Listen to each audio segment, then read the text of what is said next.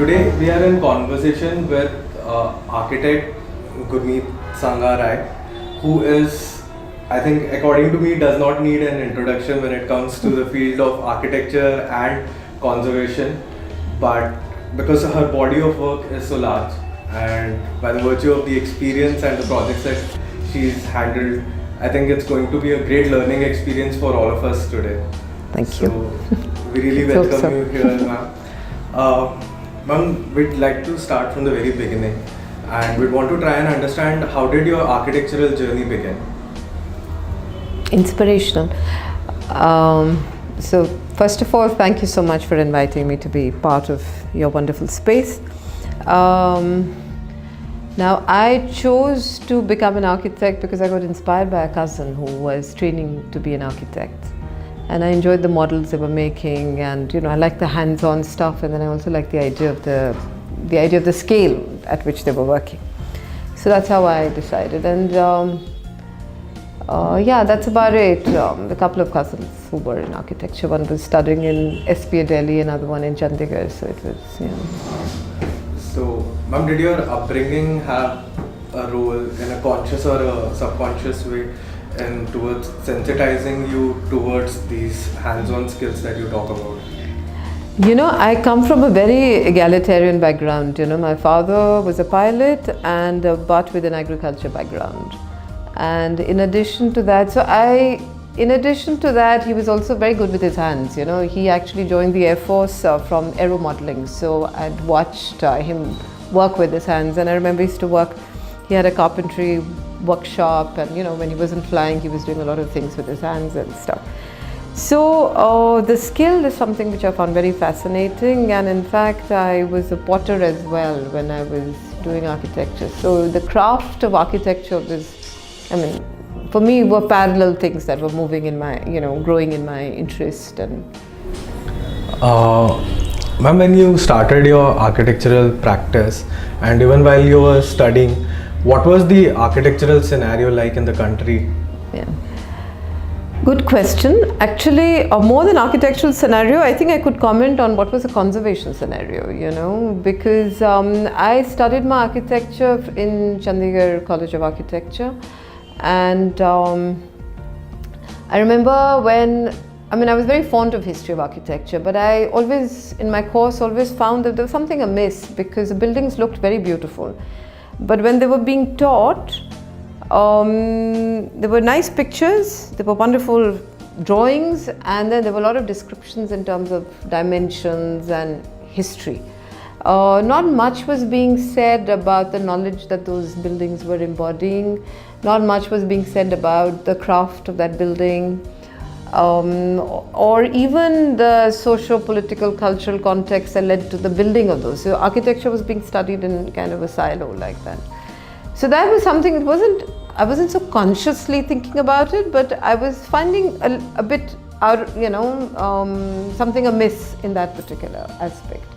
Similarly, because I came from the very material understanding of working with the hands, that when building materials were being taught, it was taking the life out of the material. Like when the brick was being explained to you, it was some sort of rectangular piece of material which had this dimension, and it had to make a sound when you hit two pieces of brick together or something. But that's not what a brick is, So both these particular aspects are something I was finding a bit strange, and the two were not connecting either. And so as far as architectural scenario is concerned, there was a lot of interesting stuff happening, because that's the time when we got to hear a lot about what Mr. B.V. Doshi was doing, or even the Festival of India happened, and so there was an expo, and Raj Reval and Mr. Charles Correa, all these guys were the big ones, the big names.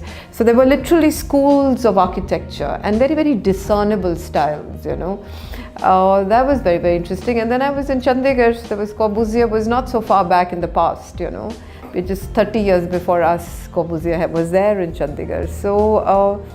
So the modernist movement was not very, far back in history, and there were these very, very important stalwarts in architecture. And the younger lot were a bit, lost in the woods, but this was kind of very, very obvious. So that's the context, that we were in. Then, having looked at these people, legends, they were probably in the process of becoming legends while you were studying, and also coming from a place like Chandigarh, as you mentioned, that the city was still new in that sense. So, ma'am, how did you opt for conservation in a sense? Because if it would have probably been easy for anybody who was getting this kind of an exposure to maybe again tread the path of modern architecture, as you were saying. But then I understand that you're talking about material sensitivity, but even during modernism, people were talking about honesty and brutal use of materials. I mean, if we even talk about Chandigarh in particular. So again, yeah, so from that point I would say, the person, what got my attention when I was in my 4th year, we were all gravitating towards, interestingly, in my end of the 3rd year, 7 semesters, when we used to come for our training, I think if I remember correctly, and I came to Delhi. And so I was doing both the things. I was working in Mr. Jasbir Sachdev's office, but in the morning I used to go for pottery class. And that was being taught by Sardar Gurcharan Singh, who was called Daddy's Delhi Blue Potter. He's the one who developed that blue glaze in Delhi. He's the one who did those, those tiles that are used on India International Centers, and Rashtrapati Bhavan also has a bit of the blue glaze there. So we used to all call him Daddyji. So I used to go to pottery class, and I used to go to my office after that, all full of clay on my clothes and things like that. So so this led me to the thinking of, what I was gravitating towards around that time was Walter Gropius, his school of Bauhaus. And I was also very, very excited about what I was seeing, the connect between the work of William Morris and the art and craft movement in the UK. Because, there were these isolated places or creations of aesthetics, but our Indian cityscape, or our Indian city today, is kind of, there's something amiss. There's seriously, not something, there's a lot amiss. So my point was that how come that we were such a civilized society with a great sense of design, where our artisans also were the ones who created all these forms, and now we're not making a connect in our mainstream architecture. So I was finding that there's something amiss in the mainstream architecture, the practice of everybody, not the practice of few architects. And then, of course, these schools of development of art and craft and design, and that for my thesis topic, I picked up that I would pick up a historic setting, and I would want to connect that, the knowledge that we acquire in colleges of architecture is disconnected from what an artisan knows. It's the memory of the hand which is not getting transmitted. What is getting transmitted is what comes from the book. So I designed a school of craft where students can go and learn craft, but you're being taught by the artisans. And that's what I designed as my thesis topic in the site called Ghat Ki Guni in Jaipur. And that time, conservation wasn't a mainstream word. In fact, when I heard the word conservation, I still remember where I was walking with a friend, and he was the nerd of our college called Rupinder Singh, and I don't know where he is. But he introduces the word conservation in mind. And I said, what is this? And he said, this is something which is happening in the West, where they're looking at heritage and things like that. So then I kind of started researching, came to INTAC and all that, all in the course of looking for a topic for my thesis, and yet having my own questions from that particular framework. So then the two kind of connected, and then after I finished my undergraduation, then I worked for a year with Ravi Sikri, who's, he talked about brutalism and all that. Ravi actually worked with Walter Gropius. He's a very senior architect in India who kind of works a lot with concrete and all that. And I worked with him for a year, and then I said, hey, this is not my cup of tea, I have to do conservation. So then I went for my master's program. So I joined the SPA for that. I'm building on what you're saying, that conservation in a certain light connects the learnings from our heritage, our past, and even the learnings which we get in a school of architecture, so it sort of bridges that gap, or maybe even finds a meaning for what we are learning at the school of architecture. Like, I mean, maybe we're in some way trying to identify the roots of whatever information is presented to us. Having said that, ma'am, when we talk about the architectural scenario today, there is a very strong disregard to whatever has happened in the past, and unfortunately in most cases we see that the architects are who even try to talk about our culture, heritage, they end up creating certain buildings which just look like they have been done in the past, but they are very modern, so it's just a very cosmetic kind of a treatment. So having said this, we would want to understand that, do you believe that conservation, especially in a country like India, is the need of the hour? See, conservation is the need of the hour globally. And when you're talking about climate change, conservation is what we should be doing. That should be our buzzword, is conservation. And we should actually pick up our vocabulary from the vocabulary we use in the field of conservation.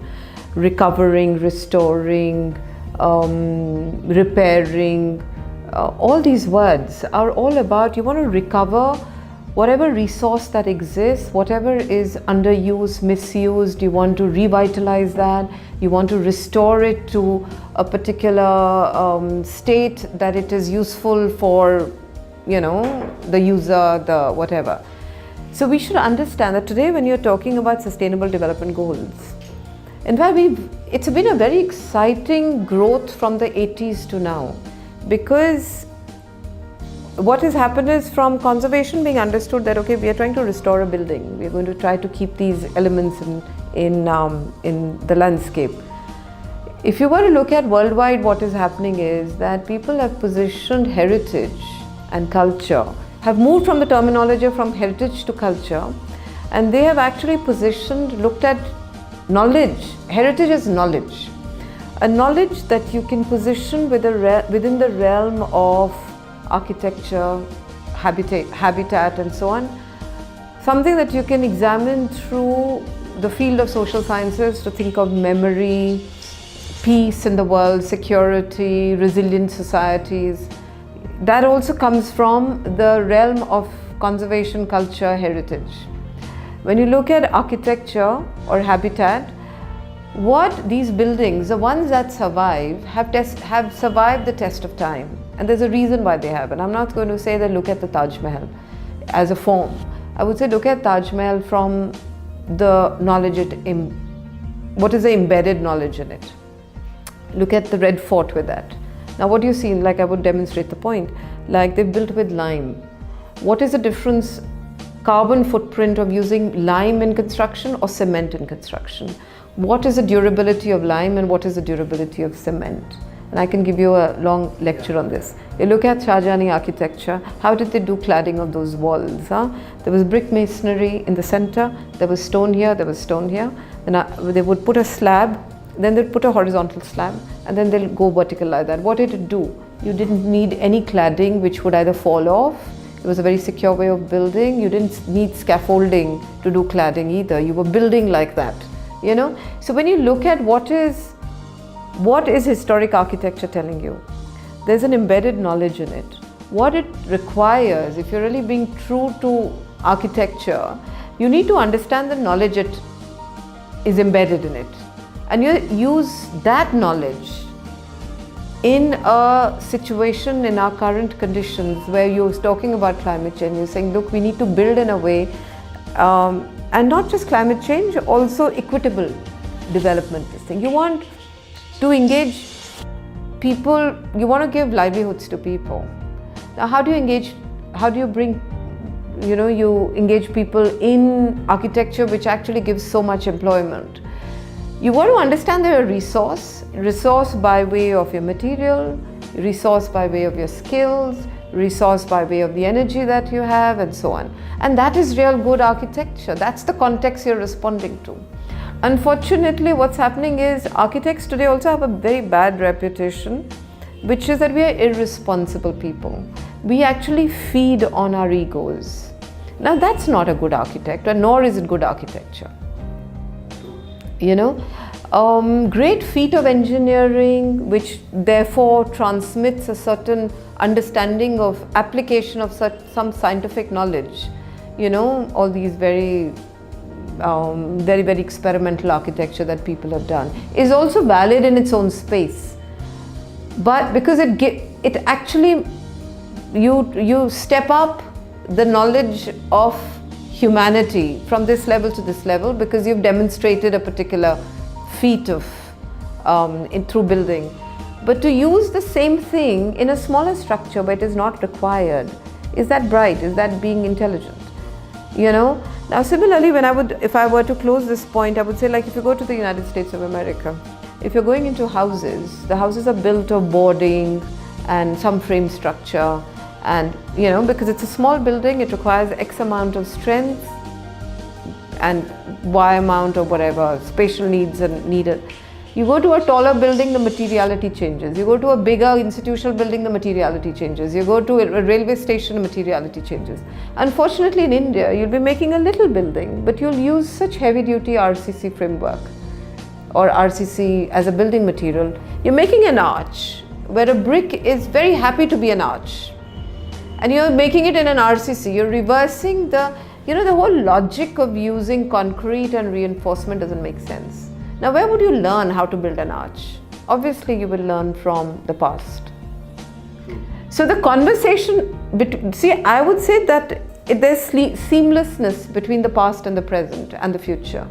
You pick up the knowledge and whatever you create is true to its materiality, the scientific principles, equitable, climatically it should be responsive. This all comes within the realm of conservation because you're conserving something or the other. You're using that particular aspect to the optimum value. And look at it just something which is pertinent in case of architecture or design. See, absolutely, it is a way of life, because after all, where have we got our vocabulary from? We've got from the environment sector. They are the ones, they're much more advanced. I tell this to everybody that if you look at the work of Ministry of Environment and Forests, it was in the 1970s and 80s where they created a lot of laws to protect water, to protect environment, to protect the forest, to protect the animals and rights of tribals and all that. And for every act that they did, they also created institutions to operationalize those acts. In the culture sector or in the heritage sector, we've unfortunately understood it like this, like that, where you're just looking at Archaeological Survey of India and some monuments. It's not moving in the realm of public works or in terms of, when I say public works, it's actually quite all encompassing, because whether it's your building schools or whether, any of the other ministries, tourism, they should pick up the vocabulary of local skills, local materials, environment requirements, carbon footprint, water conservation, all this. And then of course your monuments and creative industries and all that, so that there's win-win for everybody. If we know that lime, it's a proven thing, is a better material, it's a cheaper material cost-wise, but if you put that on one side and you look at what happens when you build with lime, in terms of it's the conditions, the conditions that you create within a building by building with lime, and the fact that it's a self-healing material, and the fact that it is self-repairing, and its life is, I would say hundreds of years. Even if it's a couple of hundreds, it's actually hundreds of years. It hasn't, in fact, 2010 was it or 14 when Public Works Department and CPWD have removed that item from their from the SORs. So we were, in fact, because lime is now not even part of the building vocabulary. So instead of kind of talking about building with lime, they've removed it from their SOR, Schedule of Rates, which actually means that even if somebody wants to use, it's now gone back into history, the use of that material. So it definitely, we need to look at this particular, it's very exciting now. Why I would say it's very exciting today is because in 1980s was when Europe started having this conversation, and especially it was leaders of local governments. It's called the Brundtland Commission that decided that there are 4 pillars of sustainable development. It's not just economic, social and environmental.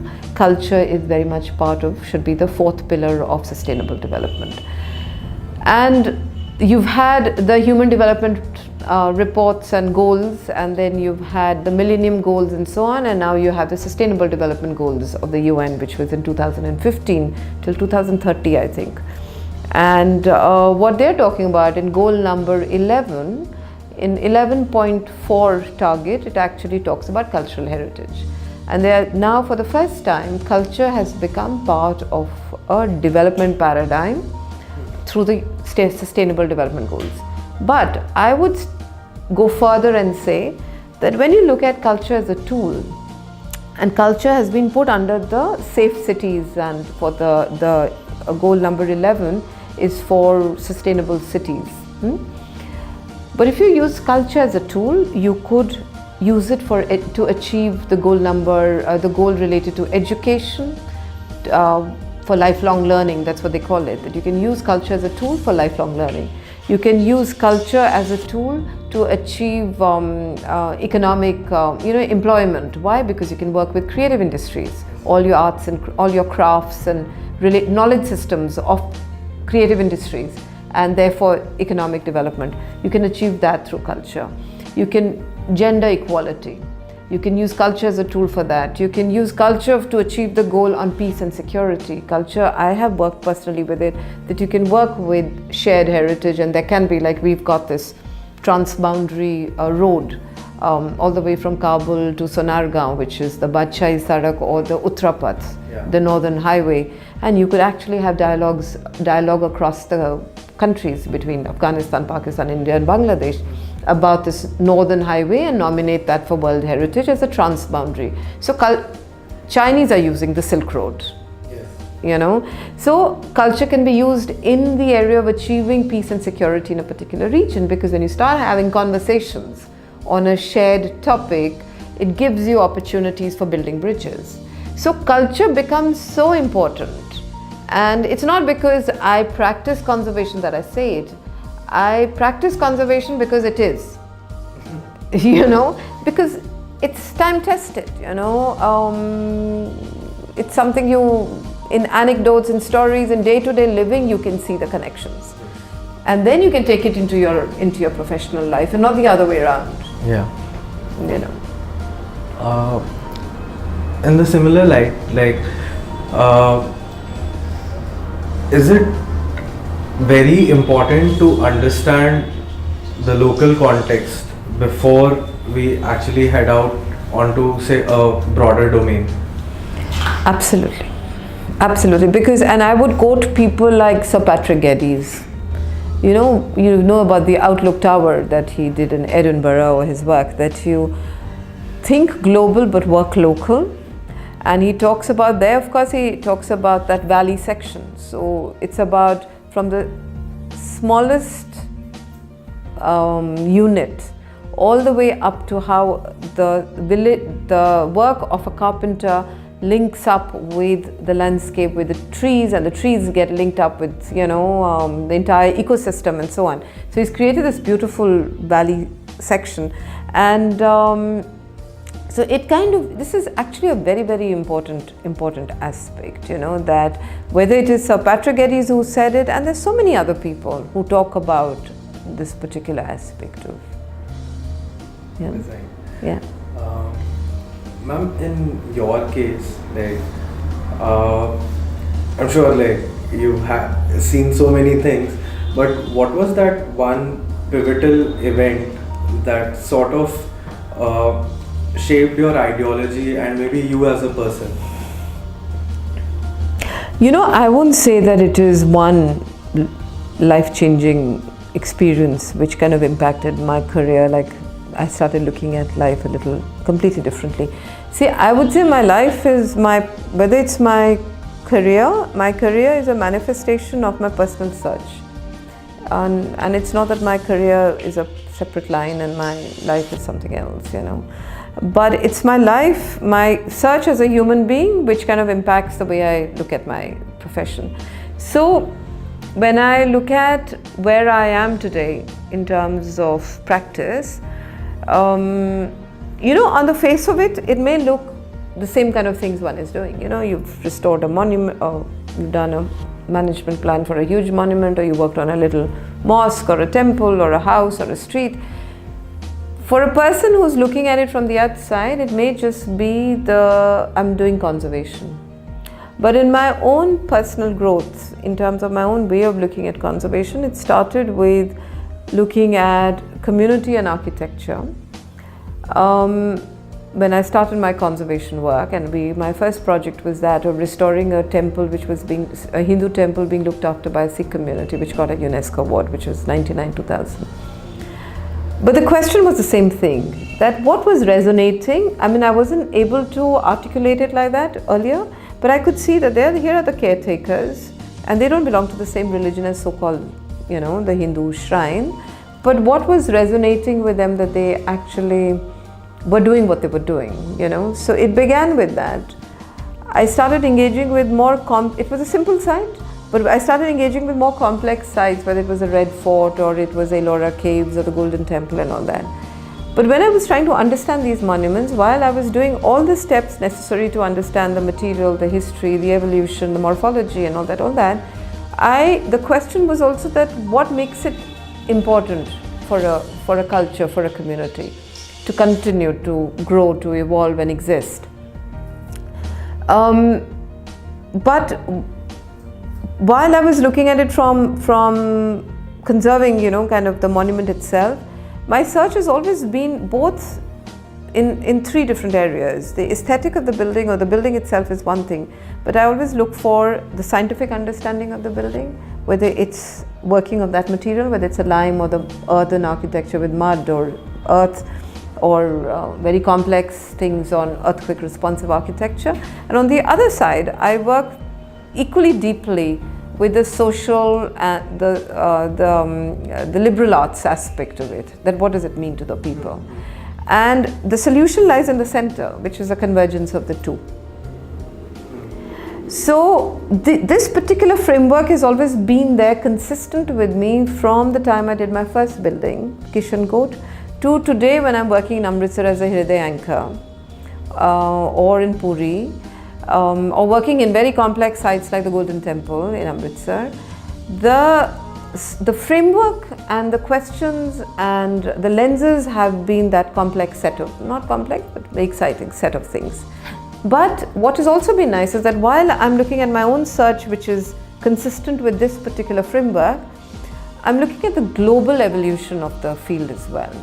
So I like to work hands-on with the material, but I find it equally exciting to engage at the policy level. So we wrote out the cultural heritage policy for the state of Punjab. I was part of the team appointed by UNESCO. And so, like I said, that where did we start from? 1964, world wars in 1940s, the conventions like the World Heritage Convention, and how more conventions came into place, including responsive to cultural diversity and intangible heritage, to parallelly when you look at the United Nations and you see the development paradigm moving from human development indicators to millennium goals, human development goals to millennium goals to sustainable development goals. So when I look at that international trajectory and I look at my own three-sector engagement from the time I started conservation, and I see all this converging. So what UN is talking today in 2015, and I feel that we had already started work, at least we had already started looking at it from the 1999-2000 when I started working with Kishankot. So it's so what I'm saying is it's a process, but the interesting thing about it is it's been a consistent principles, and unless your principles are timeless, it's not worth it. So it's not something that comes into fashion. If it's something which comes into fashion and is fashionable, then it's got a shelf life of a particular time span. But if it's consistent, so on the other hand, I would also say that the fact that you've been on the right track, if there's timelessness in the way you looked at it, the forms can change, but the principles have to be consistent. And and if you look at this as a lateral line, it also works vertical. It works vertical because it has to be true to the material when you find solutions. It has to be true to the people you're dealing with. It has to be true to the building that you're working with, and all that level as well. So while the principles are consistent, the applications as you find solutions also have to be consistent. You know? So ma'am, what is that line between the ephemeral and the eternal? Or is there a line? No, I don't think so. No, I don't think that there is you mean a dividing line? Yeah. No, I think what I'm trying to explain to you about the consistency and the timelessness. It's quite interesting that when I was working on Kishan Kot and another Guru Ki Masjid, a mosque built by the sixth Sikh Guru, I'd met Professor JPS Oberoi. And I asked him this question about this mosques and things like that. And Professor Oberoi, it was a bit early, he said this. He said, you know, Gurmeet, your work should be valid for the next 1,000 years. And I was like a chut, you know, I mean, if I look at 20 years or 15 years, 19 years ago, and I would say, what is he saying? Timeless, your work should be good for the next 1,000 years. And I was literally thinking about, I'm repairing the lime plaster of this building. It's not going to stay for 1,000 years. Even the original building is not 1,000 years old building. So what is he saying? So I asked another professor who was working with me, Dr. CRCI. I said, what does he mean? So that's what he said. He said, you know, he says what you're doing should stand on its feet because he's a sociologist, Professor Oberoi. For him, the timelessness had to be in the principles. So here a sociologist is seeking timelessness in your work as an architect. Material has a limited life, but it's the intangible which has to be timeless. And the only way you can be as an architect, have a timelessness in your work is by being consistent about some principles. And I'm not talking about moral principles, I'm talking about an understanding of what you're doing, what the values are, what the challenges are, what are your strategies and whatever you do, but it's based on a consistent principle. It's not that you understand it like this and you do something else with it, you know. Yes. Given the kind of experience that you have again, and having a multifaceted practice, like one is that you also term your practice as an initiative. So we're personally very curious about that. Why is that? You know, when I set up my office, this was in 95, 96, I call it Cultural Resource Conservation Initiative because, I mean, I looked at it at that point was also because we were activists and practitioners together because nobody gave us work, you know. People like me actually went to bureaucrats and said, look, you need to map your heritage and it's so important at the village level, and that's how we did our mapping of heritage at district levels and city levels. One was that. The ideations happened with me and I pushed it out into the, the other thing was I was very clear that I was going to work in a public space. I was not going to do pretty houses and pretty things for somebody's personal use. It has to be in the public space. There has to be a public domain that I wanted to engage with. So that's why initiative was important, because you're not too sure how much you'll be able to get in there and how much, what form it's going to take out there, because there are going to be lots of factors you'll have to work with. Not compromise, but negotiate. And the third thing was also because an initiative means that you are ready to walk a road and see how the journey unfolds. So it wasn't about me, it was about a journey. So that was the idea. Ma'am, parallel to, as we mentioned earlier on, parallel to this interactive sessions, we have our magazine also. And the topic for this issue is thinking spaces. So wherein we want to understand what is that space where individuals engaged in creative pursuits sort of churn their thoughts, whether it's a physical space or a notional space. So what is your thinking space? You know, my husband does this. He says, you know, he looks at me and he sometimes gets angry and sometimes he laughs. He looks at me and he says, because what he means is that how's your mind going? You know, you're going forward, you're going backward, then you're going forward, you're going backward. Now, for me, I was just thinking, what all do I? Because, you know, if I look at what I do in a year, every 2 years I go for a training program. And my last training program was last year in October. I went for training in the use of conservation of urban architecture in UAE, organized by the Getty Foundation. Now, how did I get there? Because I've been working with heritage as a tool for community building. And that's how I worked in Kishancourt and you know that. Now I'm engaging with the Kashmir Valley. Now that's from a little temple, my laboratory for learning now is the Valley of Kashmir. Yeah, and that's where I got introduced into ecological restoration. And huge learning over the last 2.5 years. Because that water table is so high, and how that entire water system of lakes get connected, how Jhelum gets connected, how people's lives get connected, how Zabarwan water comes all into that particular lake, and then how people live in houseboats and you know, and then in the middle of it there's so much violence.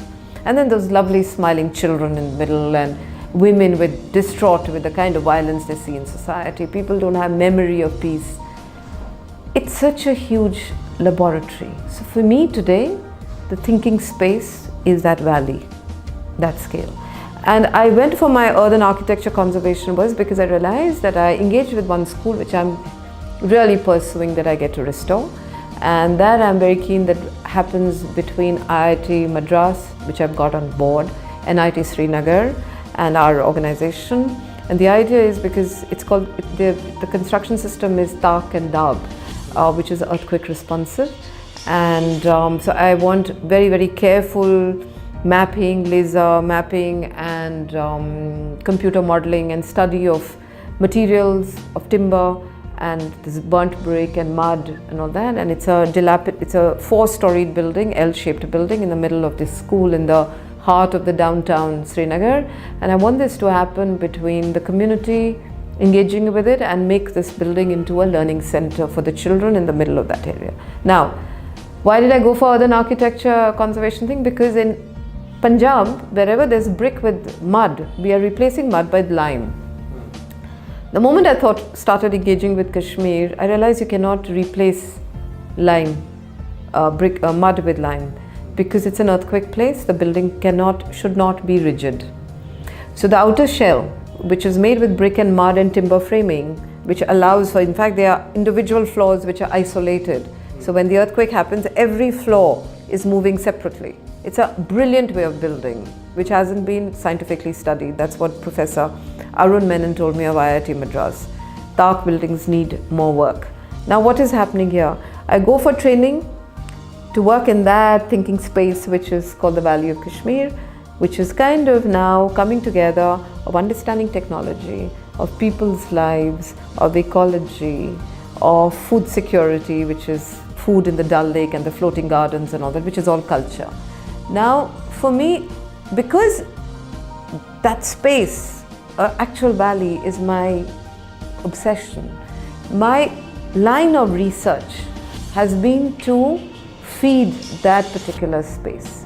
So it's my brain, it's a lot of books, it's a lot of programs, and it's that particular context.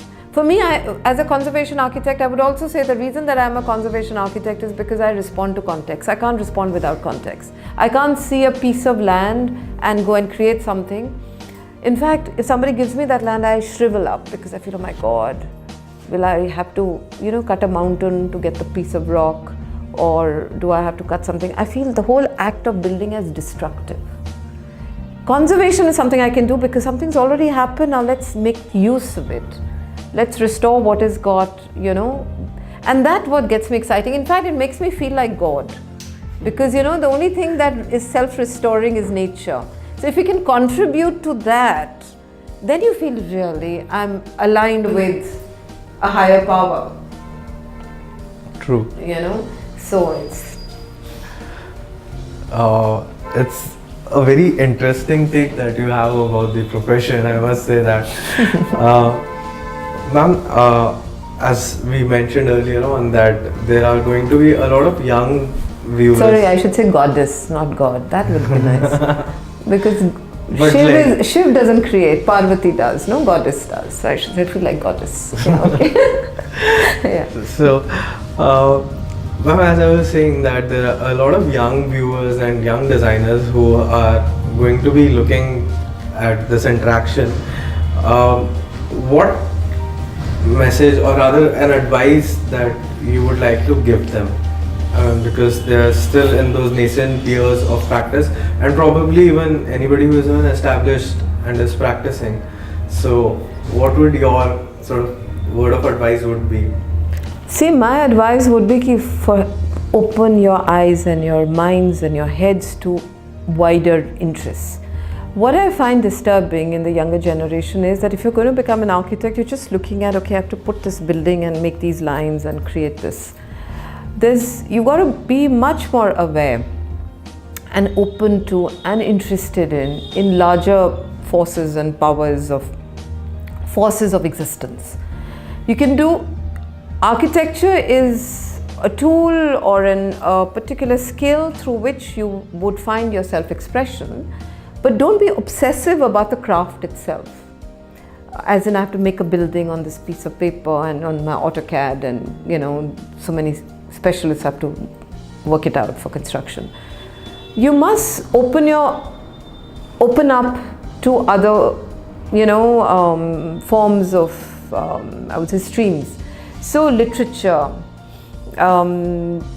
gardening, politics, craft, even history, culture, science, technology, art. Architects must open themselves up, or students of architecture must open themselves up to that. And you must have other interests in life to nurture your core profession. I find this very, very sad when I find there are interests, but I'm not talking about the interests that you go and play football and all that is very nice. But I'm talking about the other more sensibilities, language, poetry. Those kind of sensibilities must be developed as well. Do we have time for one more question? Yeah, we have. I'm really enjoying this. Ma'am, we want to understand that we've read some of your other interviews as well, and you talk about spirituality and your kind of spiritual enlightenment that happened. Enlightenment has not happened. Or yes, okay. Maybe the direction. So, where do you see that connect between the not so spiritual and the spiritual? Where do they kind of fuse in, or do they fuse in? See, I'll tell you one thing. It's like every day is very. What is a spiritual growth actually? What is spirituality? I would imagine how I answer that question is that when you think you know enough, that is the most non-spiritual way of looking at yourself. When you think life, if you're a good student of life, that's being spiritual. Yeah. It's not mumbo jumbo. It's also to understand one thing, that the more subtle your sensibilities are, the higher your perception.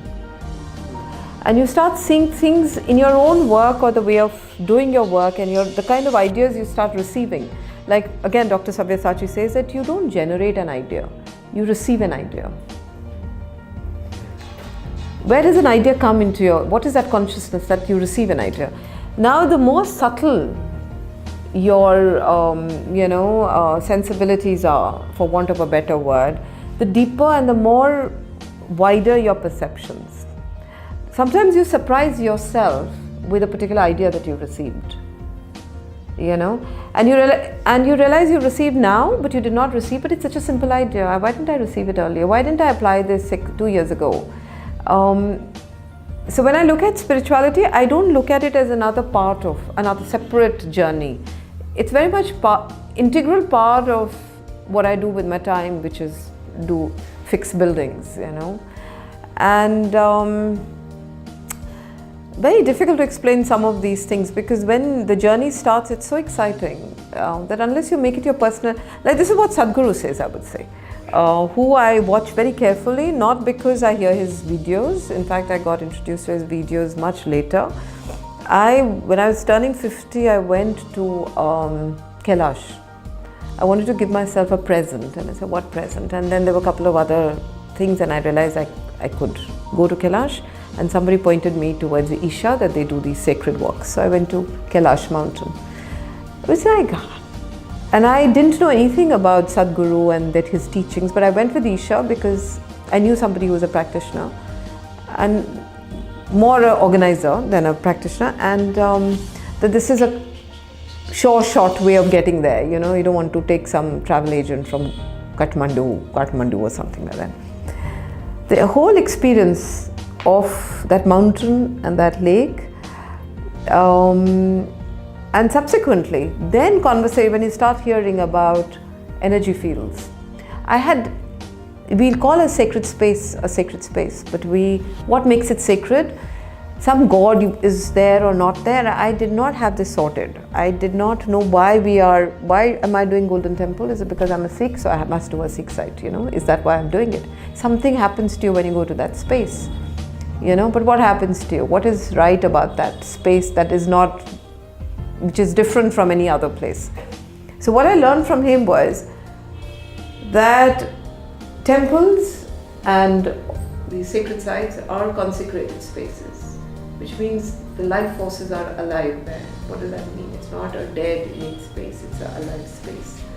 And what makes it alive as compared to some other space? Now that started me on a different journey, and being more open to some certain experiences which have started revealing themselves now, which they weren't doing earlier. So what I would say is that it's a lifelong learning process and beyond. And it's a very, very interesting journey. And I don't know what else I can say to people, But it is huge. It's a huge change. Thank you so much, ma'am, for the time. It was really a very, very wonderful learning experience, and we'd love to again come and get a few more snippets of your wisdom.